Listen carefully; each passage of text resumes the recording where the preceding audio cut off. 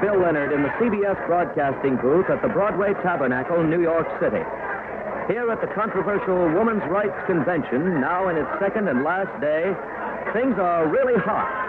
The weather is hot this evening of September 7th, 1853, and the convention proceedings are sizzling hot, too.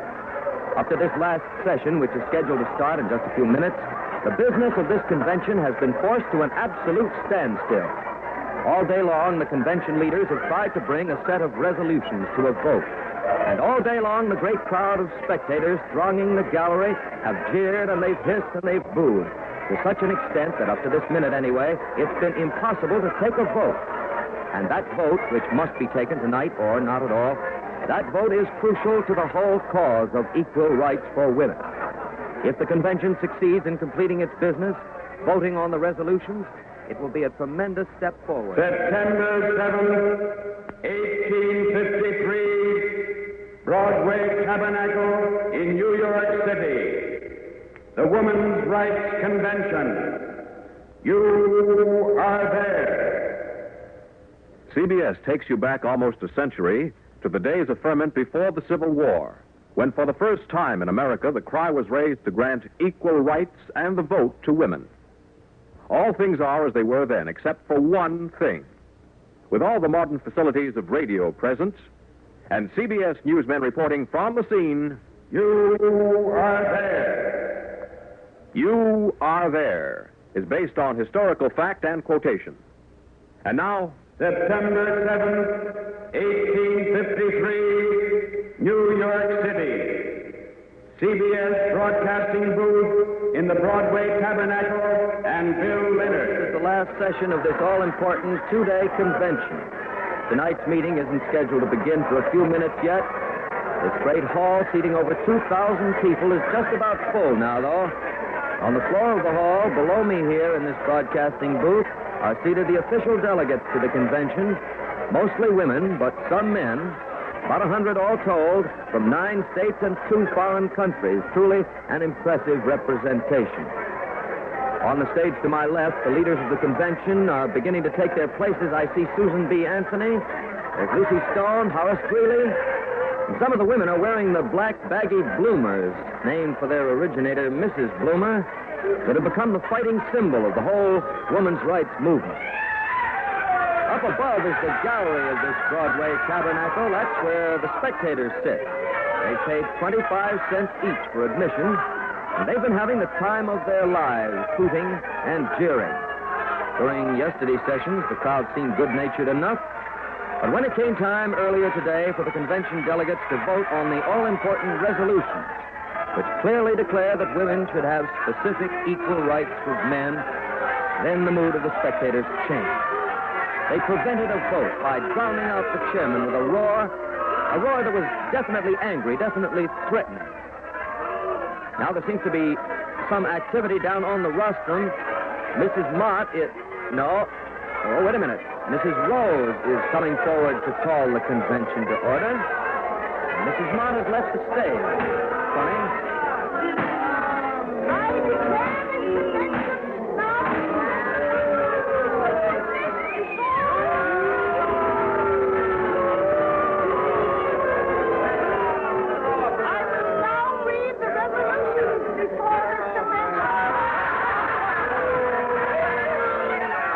This is most unexpected. Most unexpected. Mrs. Mott, who has presided over the convention since it began yesterday morning, is not presiding over this evening's session. No, she has left the platform, and Mrs. Rose is now rereading the resolutions. It's most unexpected. The resolutions are well known. They've been read before, discussed before. I don't know what... Just a moment. Oh, yes, sir. Larry Lasser has just signaled me that he is with Mrs. Mott in a room backstage. Perhaps we can find out why Mrs. Rose, instead of Mrs. Mott, is in the chair and why the resolutions are being reread. So, down to Larry Lasser. Mrs. Mott, everyone is wondering why you're not presiding over tonight's session. Could you tell us the reason? You know that at the bar of public opinion, our case for equal rights for women stands or falls with the body of resolutions now before the convention. It is essential that these resolutions be voted on. And you're certainly having difficulty bringing them to a vote. That's right. We've put up with this disturbance for a day and a half. But now the leaders of the convention have decided to call in the police. Oh, I see. But why should you leave? I am a Quakeress. I see. It would be against your religious convictions to participate in an action like that. My only weapon can be the truth and persuasion. I understand. Well, Mrs. Mott, can you tell us this? Why is Mrs. Rose rereading the resolutions? The others felt that until the police arrive, we should give the crowd no provocation for violence by trying to press the voting at this time. I see. That certainly answers the question everyone is asking. The call for the police and the rereading of the resolutions, unfortunately, these are the tactics we must use to try to secure a positive conclusion to this convention. Well, thank you very much, Mrs. Lucretia Mott. And now back to Bill Leonard in the CBS booth overlooking the floor of the Women's Rights Convention. When I was returning... Well, there we have it. That's the reason Mrs. Mott turned the chair over to Mrs. Rose. These women's writers are calling for police protection. Looks like a last-ditch attempt to complete their business to vote these resolutions. Right now, down there on the stage, Wendell Phillips of Boston is speaking. The police haven't arrived yet. At least I don't see any sign of them. The crowd's listening, and laughing. And now, Don Hollenbeck, out in the lobby of the Broadway Tabernacle, tells us that Isaac Cray is just arriving. Mr. Cray is known as one of the most outspoken antagonists of the whole women's rights movement. So, out to the lobby now, and Don Hollenbeck. Mr. Prey, would you care to give us your opinion of this convention? You've been following the women's rights movement closely for some time now. My opinion is on record. Now, if you... Yes, of course, sir, Mr. Prey. About that Seneca Falls convention 5 years ago when you called it the Woman's Wrong Convention, I remember. Yes. I think you even called the women who organized that convention, you called them socialists. You said they deserved a straitjacket, a term in jail. My opinion seemed to have made quite an impression. Now, if you'll excuse me, Just one moment, please, Mr. Prey, about tonight's session. Do you think the spectators will permit the convention to complete its business? My dear sir, what happens here tonight may well be decisive, may well be a turning point from this movement. That is why I am most anxious to get inside. Now, if you will excuse me. Ladies and gentlemen, that was Isaac Prey, former drama critic on James Gordon Bennett's New York Herald and one of the most outspoken critics of the women's rights movement. And now back to Bill Leonard inside the Broadway Tabernacle. Back in the hall, Mrs. Frances Gage of St. Louis is speaking. We are ready, armed, and equipped to go fight the men. The expression fell heavily on my heart. I have no fight with men. It is the mad laws and customs of society that we There's Isaac Cray coming down the aisle. Oh, and the crowd's giving him quite an ovation. Listen.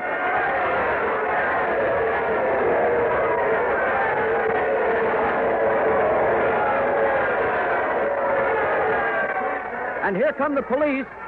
They're coming through the door to the left of the stage. And... watch it now. The crowd's quiet. Watching. Now, this is mighty strange. Only 2 constables have come into the Broadway Tabernacle to cope with this huge crowd. Just 2 of them. Perhaps the others are waiting outside. No, we've just learned there are no more police on the way. No more. Well, that's it then. 2 constables to maintain order over a crowd of 2,000-odd people. The women's leaders on the stage are conferring on this sudden turn of events. Now, Mrs. Rose, the chairman, is moving up to the rostrum. He's talking to Mrs. Gage, who steps aside. Mrs. Rose is about to speak to take you down to the rostrum. Your attention, please. This convention stands in recess for 5 minutes. You've heard that announcement. The convention will be in recess for 5 minutes. I imagine the recess is to give the convention leaders time to decide what they'll do next. Whether indeed they dare bring those resolutions to a vote with only 2 constables present. Now, in the few minutes left before we see which way the wind will blow, Here is Ned Calmer with a background report on this Women's Rights Convention. All this agitation in America for women's rights developed out of the abolitionist movement. A handful of women were determined to do what they could to help end slavery in the South. They very quickly discovered, of course, that there's considerable resistance to women speaking out on public affairs. All through the 1840s, they were forbidden the use of halls and pulpits. In some cities, they'd been pelted with eggs and vegetables. The body of laws and customs which these women's writers oppose is, of course, by now well known. Women cannot vote. All a married woman's property and license by law belongs to her husband. Women cannot go to college, and so cannot enter any of the professions, and so on and so on. Some of these laws and customs quite obviously work inequities, and the public discussion which the women's rights movement has launched is now very warm indeed. This afternoon, CBS reporter Don Hollenbeck interviewed a few New Yorkers at random on these questions. And here now, by tape recording, is Don Hollenbeck. I'm standing at the corner of Broadway and Pine Street in the business district of New York City, and with me is Mrs. Georgiana Tappan of this city. Mrs. Tappan, would you please... I think this whole business of women's rights is ludicrous. Oh, and would you tell us why you think so, please? It's like Mr. Tappan says. What would happen in the barnyard if all the hens decided to crow? Yes, I see. Well, I take it then you will not be in attendance at the Broadway Tabernacle. I wouldn't soil my skirts. Skirts, you'll take note. I'll never wear those ugly bloomers. Those women should learn only one thing, that it's woman's place to bear children and cook meals. And that's all. Thank you very much, Mrs. Tappan. And now another lady is standing here at the microphone. Your name, please? I'm sorry, sir. I'd rather not tell my name. Well, of course, if you'd rather not. But tell me this. Do you have any ideas about this women's rights convention going on now? I'll tell you why I daren't say my name. I have a job down here on Pine Street. Oh, I see. I have 2 children, and I have a husband who spends all his earnings on drink. Yes, If he finds out I'm working, he'll be down to my boss in a second and take all my wages. And I need all I can earn to care for my children. Of course. So if these women are trying to do something about my husband not being able to take my wages, I'm all for them. I see. But then I guess I really don't know much about these things, and excuse me, sir. Besides, the men would never stand for it, and that I'm sure of.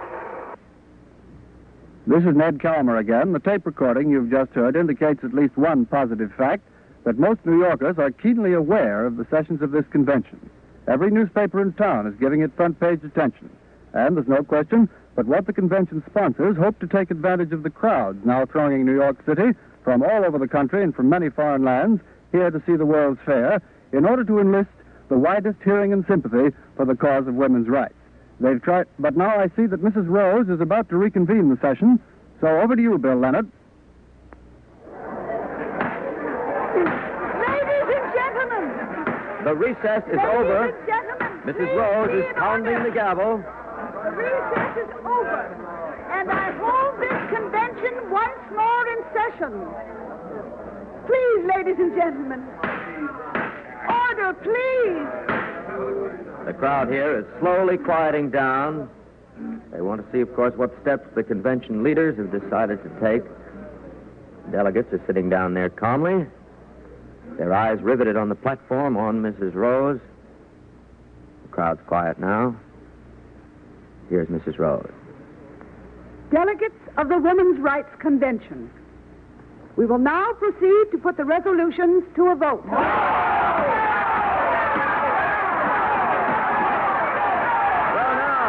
Facts in the fire. It's clear the convention leaders have decided to push the vote right now, come what may, to go ahead in the face of this angry, this threatening crowd. To go ahead without any real police protection, just those 2 constables. Now, just a moment. Mrs. Rose is stepping aside, and Susan B. Anthony is coming forward. She's one of the youngest, most militant of the women's rights leaders. She's standing there holding her hand up and trying to get order. Yes, the crowd is quieting down a little, and she's trying to speak now. Ladies and gentlemen, is there no appeal to your hearts if not to your reason?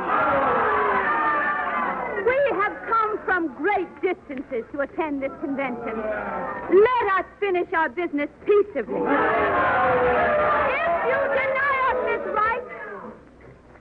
If you deny us this right, then this convention will be the first overt exhibition of the public sentiment we women are attempting to combat. And you will make of yourselves a symbol, the evidence of that general masculine opinion of woman, which condensed into law, forges the chains that enslave her. In all reason and humanity, permit us now to vote on these resolutions. You of this mob, you are not fit to reason with. There is not a single honest argument in your head. You are a mob, a wild, unthinking mob. So the appeal to reason has failed. It looked for a minute as if Susan B. Anthony had this crowd won over. But they just won't allow any mention of voting on those resolutions. The crowd, you can hear them. They're going wild. They're shouting. They're screaming. The delegates are showing signs of strain. And now I see 6 delegates have gathered their belongings, and they're leaving the hall. Now, wait a minute. Here comes Sojourner Truth. Sojourner Truth, whom they call the Libyan Sybil, a well-known Negro woman, once a slave herself, and now a fighter against slavery. She's a big, impressive-looking woman, tall, and she's just standing there on the platform. She's not moving a muscle, just standing there with great strength, great dignity, waiting for the crowd to quiet down. Sojourner Truth is bringing this crowd to order without saying a single word. Now she's about to speak. I come here tonight because I wanted to tell you why women should have equal rights with men. But now I am here. And now I see what the spirit of this meeting is. Now that you have booed and hissed at me, now that I am here, I see that some of you have the spirit of a goose, and some of you the spirit of a snake. That's right, a snake. Here are women, mothers, asking for their rights, and they don't get them. When she comes to demand them, don't you hear sons hissing their mothers because she is asking for her rights? I'm around watching these things. I wanted to tell you a mite about women's rights, but instead, I'm going to sit here. And every once in a while, I will come out and tell you what time of night it is. Well, there's the most amazing turn of events in this amazing women's rights convention. Just as things seem to be getting completely out of hand, Sojourner Truth brought this crowd into line by a sheer dignity of bearing, by her withering contempt for the behavior in the gallery. Here comes Mrs. Rose. Oh, wait, now here's something. A tall man wearing a high silk hat is climbing up onto the platform from the floor of the hall. I don't know who he is, but there's nothing... Just a minute, boys. To keep him from Down, speaking, boys. Give me a chance to speak my mind. My name is Root. Dr. H.K. Root of New York City. Now, a lot of these women's rights females have been calling us names. Miss Anthony says we're a wild, unthinking mob. She says we don't have any good reasons for stopping them here tonight. Well, I want to give a couple or 3 good reasons why a woman should stay where she belongs, in the home. Seen but not heard, if that's possible.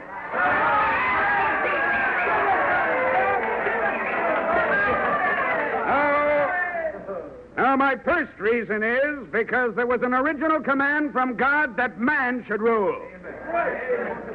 My second reason is the law of physical force over woman. Because man's strength is greater than woman. My third reason is because if women enter the field of competition with men, it may lead not only to domestic unhappiness, but a great many other ill feelings. If woman says she shall vote, and man says she shall not, that's reason enough why she should not.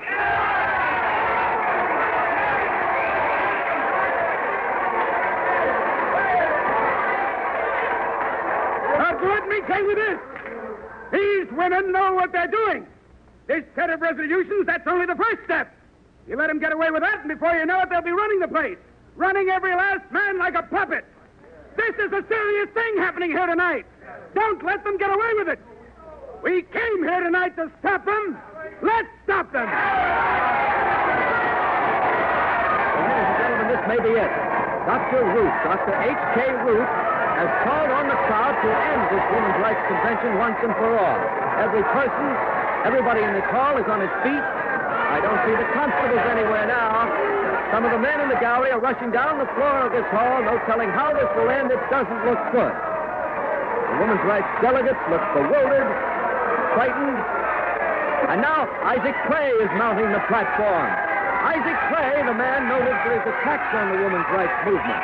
This could be the final straw. The atmosphere here in Broadway Tabernacle at fever pitch. An incendiary speech from Isaac Clay could bust this place wide open. The crowd's cheering him. Listen to him.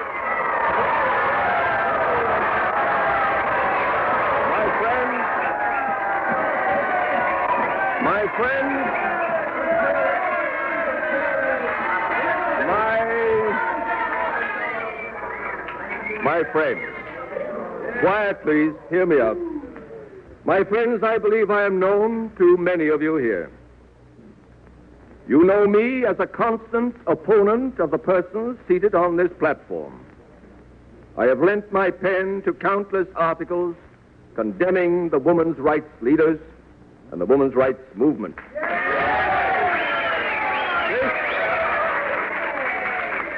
This cause has been the butt of all the ridicule I could command. And now I come forward to make all the reparation in my power by thus raising my voice in behalf of these women and their cause. Now wait, hear me out. I am not asking endorsement of what these people stand for, but I am convinced of this. These people must have the chance to plead their cause freely, without threats of violence, without ridicule or calumny. How will it be with us if a cause, because it is a minority cause, an unpopular cause, is to be permitted no hearing? We would be a sick and intolerant nation indeed. I tell you this. Before I came here tonight, I had never met or seen a women's rights leader face to face. But tonight, I have seen these people and heard them. I have seen them betrayed. Yes, betrayed by the mayor of this city, who, I happen to know, had promised them adequate police protection to complete the business of their convention. I have seen them threatened and blocked by you up there in the gallery, you citizens who have been seduced into the show of violence. I confess publicly that I have helped in this seduction. And tonight I have seen the delegates down there torn apart by doubt, tormented by 1,000 pressures. I have seen the convention leaders heroically trying to complete the business of this convention in the face of all these obstacles. I have been impressed by their sincerity, their dedication, the clarity of their appeal for fair treatment. And I tell you this, these people must be permitted to put their resolutions to a vote. I tell you that this movement is one which you cannot stop. It emanates from the deity himself, whose influence urges this man forward on the path of progress. Isaac Clay has caused a sensation. He's caught the gallery and the convention leaders completely off guard. Isaac Clay, whom everyone expected to light the final match under this powder keg here tonight, Isaac Clay has completely stunned this crowd by insisting that these women be allowed to proceed. People are still standing, watching the platform. Mrs. Rose is walking quickly to the rostrum. Here she is. Ladies and gentlemen, we will proceed to the voting on the resolutions. You all have printed copies of these resolutions, so we will vote by number. Resolution number 1. All those in favor signify by saying aye. Aye. All opposed? Carried. Resolution number 1 is passed. All in favor? This is the astonishing climax to this day's astonishing event. All opposed? The 90-odd delegates to the Women's Carried. Rights Convention are voting. They are voting on the resolutions declaring their right to equality with men, All opposed? to vote in elections, to own property, to get an education, to engage in Resolution professions. number 4. They are In voting, favor? and they are voting favorably, and the crowd is not interfering. Carried. This crowd's been Resolution stunned number into 5. silence by In Isaac favor? Frey's speech. Some of them, as you may be able to hear, are beginning to recover now, Carried. beginning to grumble a little, but Resolution number 6. Clay has definitely In split the favor? opposition. He's turned the tide for the women. Opposed? It's a great victory for the Women's Rights Convention, and in Resolution fact for the number whole 7. women's rights movement, In favor? one that's bound to have far-reaching Opposed? repercussions. Tonight they faced a Carried. mob which at one time seemed ready to do them Resolution number 8. actual violence. They maintained their Those in favor? composure. They held their dignity. They faced the mob of rowdies down. Their Carried. cause has taken a very big Number 9. step. A big step forward. September 7th, 1853, New York City. The cause of equal rights for women gains a great victory. You are there. You've been listening to the Women's Rights Convention in the series You Are There. Today's program was written by Jane and Peter Lyon, directed by Mitchell Grayson, and produced by Sam Abelow. Irving Gitlin was script editor. You Are There is a presentation of the CBS documentary unit under the supervision of Werner Michel. Today's cast included Grace Matthews, Minerva Pius, Ruth York, Leslie Woods, Amanda Randolph, Guy Sorrell, Charles Webster, and Burford Hampton. You Are There is brought to you every fourth Sunday. The next broadcast will be heard 4 weeks from today over most of these same CBS stations. Next month, December 16th, 1773, the Boston Tea Party. American colonists strike a powerful blow for the cause of independence.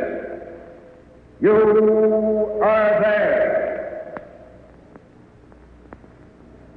next week at this time, Bill Tabbert and Alfredo Antonini will be back on the stage of the Main Street Music Hall with today's hits and the great favorites from past years. Join the fine young singing star of South Pacific, Bill Tabbert, and Alfredo Antonini's 40-piece music hall orchestra next week, when most of these same stations bring you another program from the Main Street Music Hall. CBS also cordially invites you to hear Guy Lombardo Time and the music of Percy Faith and his orchestra on most of these same CBS stations every Sunday night this summer. This is CBS. Hear Horace Height every Sunday night. The Columbia Broadcasting System.